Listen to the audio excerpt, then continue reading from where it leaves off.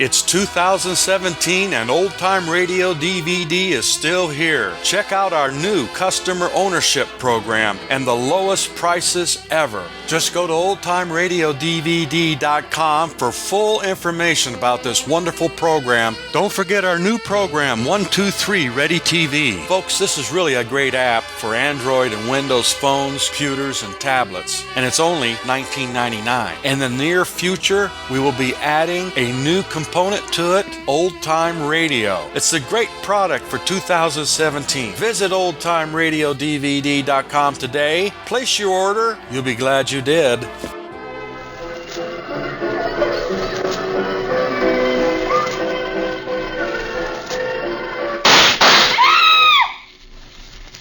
Calling Nick Carter. Another case for Nick Carter, Master Detective. Yes, it's another case for that most famous of all manhunters, the detective whose ability at solving crime is unequaled in the history of detective fiction. Nick Carter, Master Detective.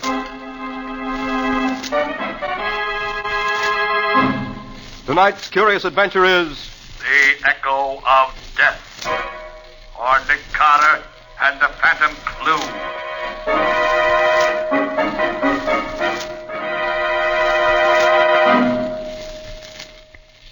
No, please, don't kill me. Don't kill me. Hold him still. They're just like that. This has got to look right. No, I'll do anything you say. I'll forget everything I know. Only don't kill. All right. He's dead. Now come on.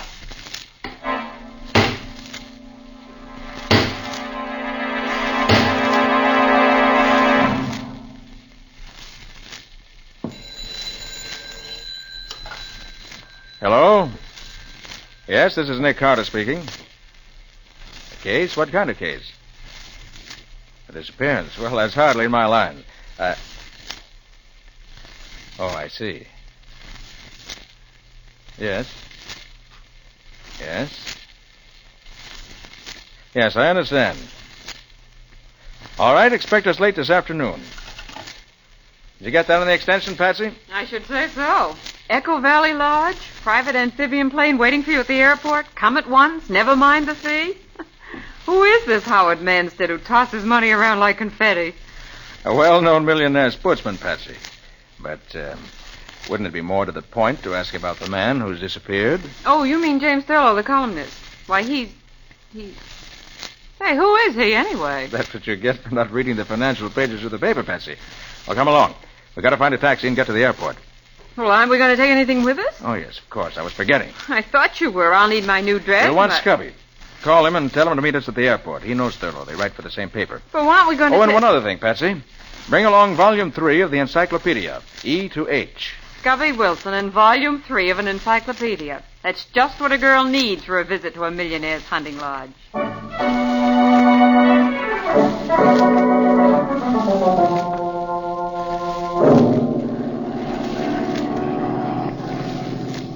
Though seldom visited because of its somewhat inaccessible location, Echo Valley is a natural freak of singular interest. I have friends you could say the same thing about, but the encyclopedia doesn't mention them. Quiet, Scubby. Let Patsy finish reading. Echo Valley is of great interest to scientists. Sounds occurring in certain areas of Echo Valley may be repeated as many as 13 times, echoing from cliff to cliff in gradually diminishing volume. Why do encyclopedias always use so many words to say so little? That's what I wonder about newspaper reporters sometimes, too. So we'll change the subject? What else does it say? That's all. Well, that's no help. Thurlow certainly wasn't carried off by an echo. Oh, he's probably just lost in the woods. In any case, I don't see why Manstead insisted on you coming out to look for him, Nick. You're no Indian guide. Patsy, if Thurlow isn't found alive, it may cost the public millions. Millions? Well, he's just a columnist, isn't he? Just a columnist? He's the smartest financial reporter in New York. And Thurlow's more than just a reporter, Patsy. In the financial column he writes, he sometimes tips the authorities off to big stock swindles and other kinds of financial skullduggery. Right. It was Thurlow who broke open the Nemo Bank scandal 3 years ago and sent the whole board of directors to prison. And for some time, Patsy, Thurlow has been hinting in his column that he was on the verge of revealing some kind of tie-up between certain politicians and one or two big operators that would rob the public of millions. Oh, Oh, then if anything happened to him now, before he's had a chance to tell anybody what he knew, the scheme would go through as scheduled. Right. That's why he went to Echo Valley Lodge. Manstead, an old friend of his, invited him out so he could work in peace for a few weeks. Scubby. Huh? Is it true that Thurlow was on the verge of a nervous breakdown when he left? Oh, he was walking around in circles talking to himself, Nick. He had almost all the dope he wanted, but he still hadn't got the name of the guy behind the whole scheme. He took along a whole bunch of records of stock transactions. He said they might give him the clue he needed. And, hey, look, ahead of us. Echo Valley. It is, isn't it, Nick? No doubt of it, Patsy. But look, that isn't any Echo flying toward us. A plane. Nick, it's a plane flying up out of Echo Valley. Yes. Yes, it's a private amphibian.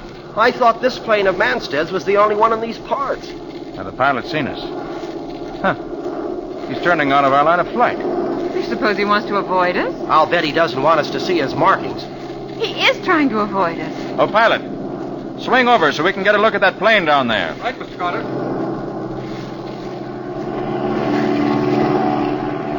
He knows we're trying to get closer to him. Look at him bank to avoid us. He's turned back. He's heading away from us now. Oh, pilot. Overtake that plane if you can. Yes, Mr. Carter.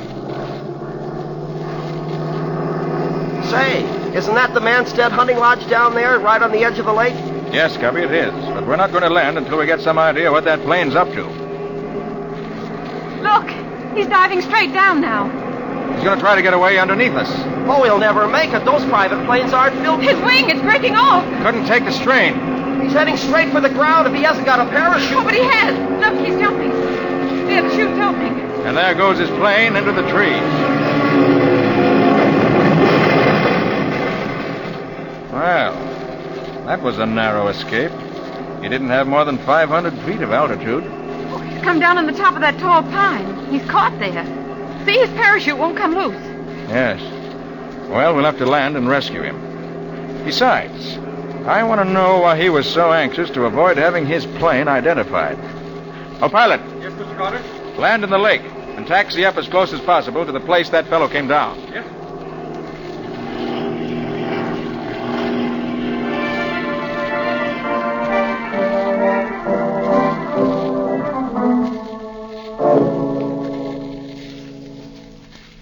Oh, wait a minute, Patsy. I'll lift this one up for you. There you Watch are. out Okay. that branch doesn't Thanks. snap back in your face, Betsy. Well, aren't we almost there? Yes, there's the clearing. Just ahead. Only a few more steps. Oh, and they say exercise is good for you. Oh, there. There's his parachute. I think I can see him hanging among the branches. He's hurt or he'd call to us. Come on. His shroud lines are caught among the branches. I can see that much. Well, he's just dangling there. Yeah. Hey, you up there. Can you hear us? You all right? He doesn't answer. Look, I'll climb up and see if I can... No. Wait. What is it, Nick? Look at those shroud lines. They're wrapped around his neck. Yeah. Look at the way his head is twisted to one side. Yes. His neck's broken. He's dead. What? Oh. When he landed in the tree, he got tangled in the lines and... I wonder. Nick, what do you mean? Look down at your feet, Scubby. Huh? Cigarette butt. What? Somebody must have been here before us. Maybe. But its position makes me think the cigarette was smoked by him up there. Oh, but that's impossible, Nick. It's been just about an hour, Scubby, since he crashed. He knew we'd come after him. So if he was hurt and couldn't get out of his chute harness, what would be more natural than for him to smoke a cigarette and wait to be rescued? But he's dead. Because somebody reached him before we did. And murdered him.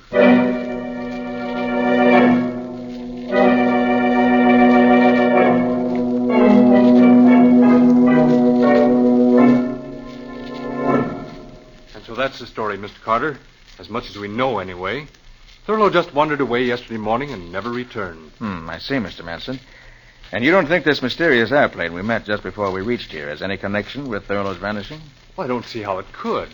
But then, as I said, I haven't the slightest idea where the plane could have come from or who was flying it. Yeah. Now, let's go over the facts again, if you don't mind. Oh, of course not. Thurlow arrived here a week ago. Yes, with his wife. I had them flown in my plane. They had the lodge to themselves with my permanent housekeeper to look after them. And you arrived yesterday. In the middle of the afternoon. But Thurlow wasn't here when you arrived? No, he'd already gone out. He told his wife he was taking his revolver along and would take pot shots at the trees and rocks. So you never actually saw him? That's right. The woodsman I employ to look after the property asked me to come and examine some trees he wanted to cut down. About sundown, I got back to the lodge, and Thurlow still hadn't returned. Mrs. Thurlow was becoming worried. I ordered the floodlights we used for landing the plane at night, but he didn't show up. And then in the morning, you called me. Well, first I phoned the nearest forest ranger station. And after that, Mrs. Thurlow was so agitated, I had promised I'd send for you. Where is Mrs. Thurlow? I'd like to ask her a few questions. Well, she's sleeping now. She was up all night, and this morning the housekeeper gave her a sleeping tablet. Shall we wake her? No, not just now. There's still an hour of daylight left. I'd like to take a look around outside. Perhaps I'll open it. Mr. Manstead, Johnny, what is it? his hat. We found it Thurlow's hat? Where? near the waterfall. Why, that's not far. It's only a mile from here. It's still light. Do you want to come with us and look for him, Mr. Carter? Yes, I think I do.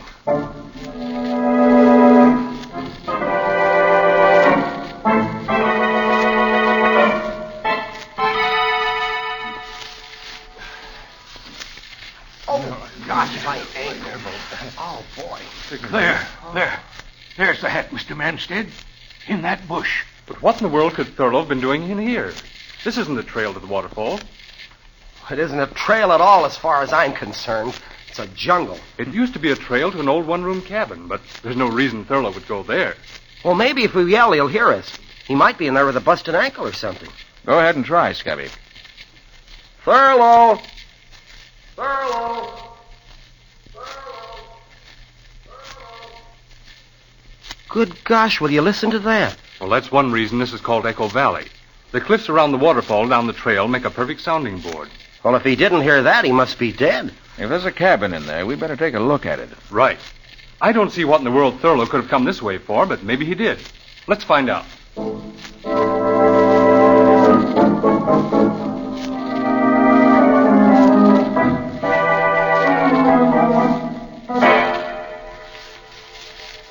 There it is. Where, Manstead? Oh, there, between those two trees. See it? Oh, yes. It's only another 40 yards. Well, come on, then. Oh, Scubby. Wait. Well, sure, Nick, what is it? That bare patch of ground there. Those footprints. Thurlow's footprints. You sure, Scubby? Sure. I've seen those pointed shoes of his too often not to recognize the footprints anyplace. Come on, Nick. Yes. I'm coming. Thurlow's a tall man, isn't he, Scubby? He's a tall man like I'm Henry Ford. He's about 5'5". Why? I thought that... Well, never mind. There's the cabin. Gosh, it doesn't look as if it had been opened in years. Well, it hasn't that I know of. But there are Thurlow's footprints going right up to the door. And somebody's opened the door recently. Look at these broken spider webs around the door jamb. And it won't open now. Here, let me try. It ought to open without any trouble. Yeah, but it doesn't budge. That's strange. Let's take a look through the window. The window's boarded over. The boards haven't been touched. I nailed the window up myself 3 years ago. Nobody came here since. And someone has come here. Thurlow. And he must be inside now. But the window hasn't been touched, and the door is barred on the inside. It looks bad. We'd better break the door down. Suppose we have old Johnny use his axe on it. That'll be quicker. Of course. Johnny, smash the door open for us. Stand back, please.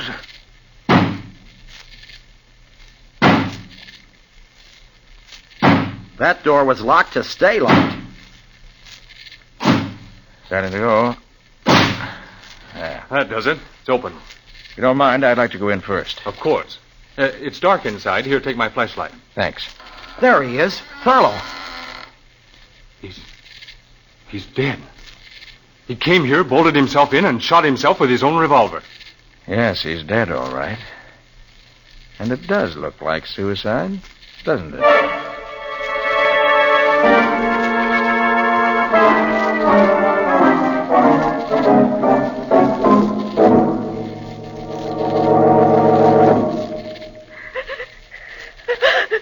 Now, Mrs. Thurlow. Jim couldn't have killed himself, Mr. Carter. He couldn't have. I'm sorry, Mrs. Thurlow. I wouldn't intrude on your grief if it wasn't necessary. Now, first of all, what kind of mood was your husband in yesterday morning just before he disappeared? He was very agitated. Agitated? Well, do you know any reason why he should have been? I think he just found a clue to the identity of the man he was seeking. The one behind this plot to upset the stock market. Did he say who it was? No, he just said he'd stumbled on a clue. And he was so shocked he could hardly believe the evidence. That was why he went out into the woods. He wanted to be alone to think the matter through. Perhaps his notes will tell us what he found. Yeah, I thought of that, Nick. After Mrs. Thurlow woke up and I talked to her while you and Scubby were out with Mr. Manstead, we tried to read his notes. But they're in some kind of a shorthand that nobody can read but himself. I can make out a few words here and there, but not enough to help. Well, we'll have another try at it later. Please go on, Mrs. Thurlow. Well, that's almost all, Mr. Carter. Jim went out about 10 in the morning. I stayed here in my room reading. About half an hour later, I thought I heard a shot. All of a sudden, I was terribly frightened. Frightened? Of what? I don't know. It was just a feeling. Then I heard the far-off echo of somebody hammering. It was... Oh, it sounded like somebody hammering down the lid of a coffin. And I'm positive it meant that Jim was dead. It's probably someone chopping down a tree, she heard, Nick.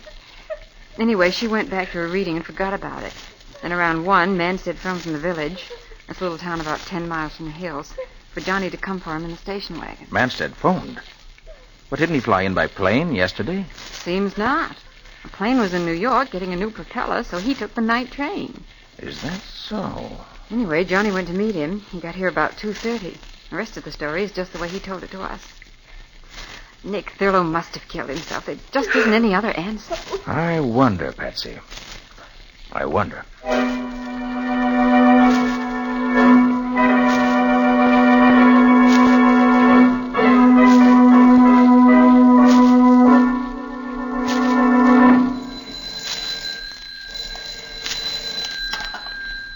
Hello? Yes, speaking. Did you get the dope I wanted? He was? And the plane? Then check every airfield within 50 miles of the city. Yes, I know it's a big order, but somebody's playing this game for big stakes. No, that's all. Call me back when you've learned something. Hello, Carter. I didn't know anybody was here in the library. I took the liberty of phoning New York. I was trying to check on that mysterious plane that we saw crash yesterday afternoon. I see. Did you learn anything? Nothing yet. You know, I have a theory about that plane, Carter. I'd be interested to hear it, Mr. Manstead. Well, we're only 100 miles from the border, and in the past, planes engaged in smuggling aliens into this country have landed in this region. Now, I'm willing to wager this chap, who was so anxious to avoid being seen, was engaged in doing something like that. Certainly sounds plausible. Nick! Oh, Nick! Oh, yes, Scubby. Oh, there you are. Oh, top of the morning to you, Mr. Manstead. Good morning. Say, I was looking for the two of you. Forest Ranger Thompson and 2 of his men are down at the landing waiting in your launch, Mr. Manstead. They want to get started down the lake to bring in the body of that flyer who was so unlucky when he bailed out of his plane yesterday. Of course. You're coming with us, aren't you, Carter? Yes, indeed. I'm just as interested as you are to see if your theory turns out to be right. Oh, what about Patsy? Shall I go find her? Oh, no, Scubby. She's staying here in the lodge with Mrs. Thurlow. They're going to spend the morning going over Thurlow's notes, trying to decipher them. Well, let's get going. I want to get back in time to phone a story to my paper.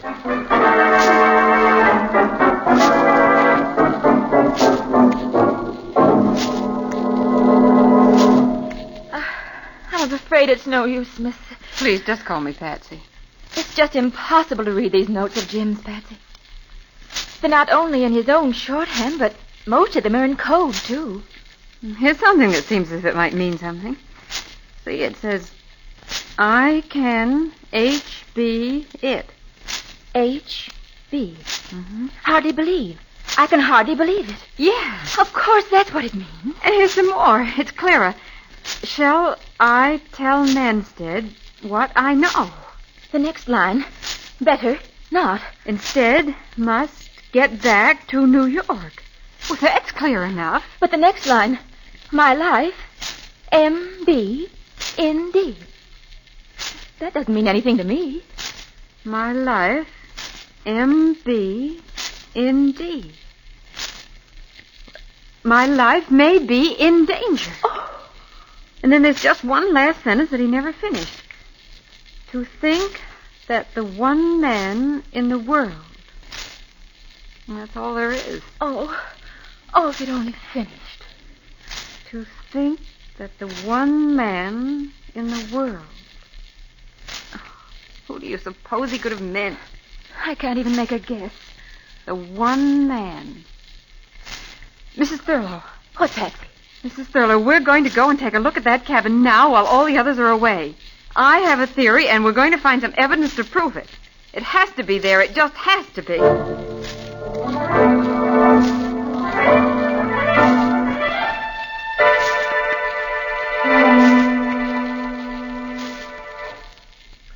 Hello, Nick, my friend. Hey, what's troubling you? You've been sitting out here on this rock for an hour ever since we got back, looking mean enough to bite your grandmother. Scubby, that poor devil of an aviator whose body we brought in was murdered. And Thurlow was murdered. And I can't prove it. But, Nick, couldn't you be wrong? The aviator certainly looked like a natural accident. And Thurlow, if I ever saw a case that looked more like suicide, well, I don't know where it was. Well, that's just it. The aviator I can explain. Someone slipped through the woods, reached him before we did, climbed the tree he was caught in, and strangled him with the shroud lines in his parachute while pretending to help free him. But Thurlow, his own footprints leading into the cabin. The window boarded over and the door bolted on the inside. If somebody killed him, well, how did they get out? I don't know, Scubby. It isn't possible. Yet it was done. I'm going to break the... Hey, Scubby, what's that in your hand? Oh, just a shiny new nail I picked up somewhere. Somebody must have been fixing something. A nail. And Mrs. Thurlow said she heard the echo of hammer blows the morning her husband died. Yeah, said they sounded like somebody hammering down the lid of a coffin. Dames sure have imaginations. But that's just what she did hear. Huh?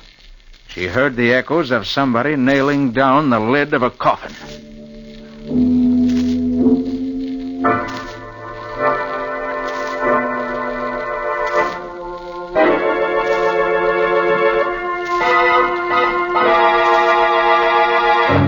But there must be a clue. There must be. But we've been all over the cabin inside and out a dozen times now, Patsy. If there was anything here, we'd have found it. Mrs. Thurlow, somehow your husband was murdered here. And his body left inside this cabin so it would look like suicide. And I'm going to find out how the murderer got out, leaving the door and window bolted, or die. I'm afraid you're much more likely to die, Patsy. Oh, Mr. Manstead. Yes, Mr. Manstead. After we returned to the lodge and I learned the two of you had disappeared in this direction, I thought I'd better find out what you were up to. You killed my husband. Of course he did. Who else could your husband have meant by the one man in the world he'd never have believed guilty? But he was Jim's friend. That's what he wanted you to think. He pretended to be a friend so he could always keep checking what your husband learned. And he invited you both here so he could commit murder if he decided it was necessary. A very interesting theory. But I'm afraid I can't give you a chance to tell it to anyone else. Johnny! Right here, Mr. Manstead. Come inside and close the door. What are you going to do to us? He thinks he's going to kill us. He hasn't got that gun in his hand for fun. Johnny, the old mine shaft is close by. Now, if these two ladies out walking had the misfortune to stumble into it, it would be very tragic, wouldn't it? Lots of people fall down old mine shafts. So they do. And I'm afraid another such accident is about to happen. You can't get away with it, Mr. Manstead. Nick Carter won't let you. Oh, well, perhaps even clever Mr. Carter may have to have an accident. Help me silence him, Johnny. Quickly. No, Nick! Quiet! No! Quiet, I say! All right, now, Johnny, knock them both on the head and keep them quiet. All right, Manstead. Let go of her. You, Carter. Nick, look out, his gun! Drop it, Manstead. Johnny, kill him! Kill him! Johnny, put down that axe or I'll shoot. Yes, sir. He's dead. I'm afraid so. Patsy, either of you hurt? No, Nick. You came just in time. But how? How did I know Manstead was a murderer? I knew that from the time we found this cabin. But it took an echo to prove it. The echo, Mrs. Thurlow, that you said sounded like someone hammering. But I don't understand. Scubby's bringing Ranger Thompson. Soon as they get here, I think I'll be able to clear up a lot of mysteries.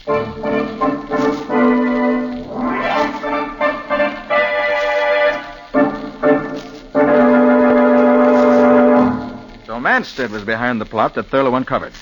He invited Thurlow here in order to find out what he knew.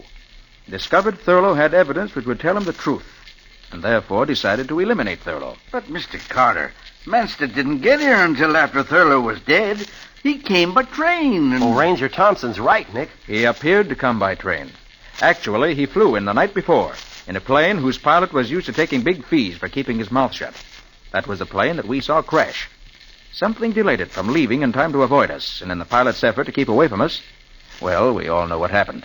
But, Nick, why was the pilot murdered? That was Johnny's work. As soon as Thurlow saw the crash, he sent Johnny by a secret trail through the woods to make sure the pilot didn't live to talk. Otherwise, his murder scheme would have collapsed. Isn't that right, Johnny? Yes, sir. So Manstead flew here the night before he murdered Thurlow. In the morning, when Thurlow left the house, he and Johnny waylaid him. Is that it, Nick? That's it, Patsy. They brought him to the cabin here. Manstead put on his victim's shoes and made a trail of footprints. I see. Then they killed Thurlow, put his shoes back on him, and left him in the locked cabin. A clear case of suicide. But Manstead made a mistake there. His footprints were too far apart. They were the steps of a tall man. When Scubby said Thurlow was a short man, I began to suspect. Well, it certainly does sound plausible, Mr. Carter. But you've still got to convince me Manstead could get out of that cabin and leave the door barred from the inside. Make it good, Nick. Johnny knows the answer. You all remember that Mrs. Thurlow said she heard the echo of hammer blows. You mean she really did hear someone hammering? Exactly. This is a small cabin with a roof lightly nailed in place. Now look up there. What's that flashing in the sun? Looks like nail heads. Somebody's hammered new nails into that roof all along this side. Nick, is that the clue I was looking for? That's the clue you were looking for. Scubby and I saw it yesterday, but we weren't smart enough to know what it meant. Here, I'll take Johnny's axe and push the blade in under the eaves and pry upward like that. What the whole roof's lifting up. Well, blow me down. Manstead and Johnny pried up the flimsy roof before they killed Thurlow. Then, leaving the door barred, they climbed out. And Johnny nailed the roof back into place. Right. So they were hammering the lid on the coffin, so to speak. Thurlow's coffin. And due to the curious echoing qualities of the rocks, the sound carried to the lodge, and Mrs. Thurlow heard it. I didn't think it meant anything until I noticed the nail Scubby picked up someplace. The nail Johnny must have dropped. And then I remembered the hammering sound Mr. Thurlow spoke of. And suddenly the whole thing was clear. Well, it sure wouldn't have been clear to me if you hadn't explained it, Mr. Carter. I certainly wouldn't ever have worked it out with just an echo for a clue. Oh, but that was an unusual echo. Remember how cleverly it answered? And when it comes to answers, Scubby, Nick Carter is the man who gets them.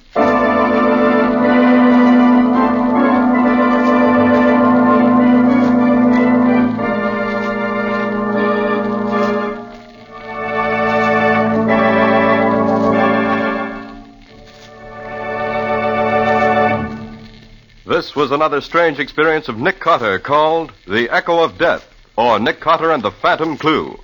The curious adventures of Nick Carter, Master Detective, are brought to you every Monday night at 9:30 Eastern Wartime. We'll let Nick himself tell you about next week's story. What'll it be about, Nick? I call it Death Across the Tracks. It began with the murder of a detective. A railroad detective who lived in the station alongside the tracks. He was working on a case, but he had it only partly solved when he was murdered. And I picked it up from there. I'll say you did, Nick. You almost picked up a few bullets into the bargain the way the victim did. When you called it Death Across the Tracks, you were right in more ways than one. This sounds more and more intriguing. And how did it wind up, Nick? Well, we'll tell you that next week. But I can say this much. I had a stroke of luck. Nick always calls it luck when he uses foresight. Good night, folks. Yes, good night, folks. And good night, Patsy and Nick. In tonight's strange adventure, Nick Carter was impersonated by Lon Clark. Patsy was impersonated by Helen Choate. Original music was played by Lou White. The entire production was under the direction of Jock McGregor.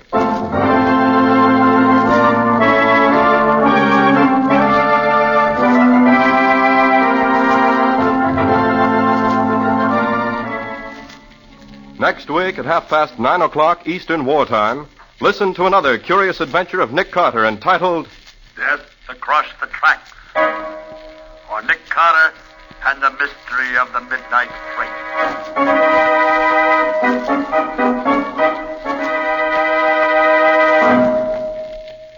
This story is a copyrighted feature of Street and Smith Publications, Incorporated. And here's a special note.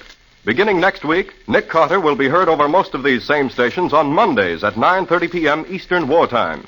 The Cisco Kid will be presented on Tuesdays at 9:30 p.m. Eastern Wartime. This is Mutual.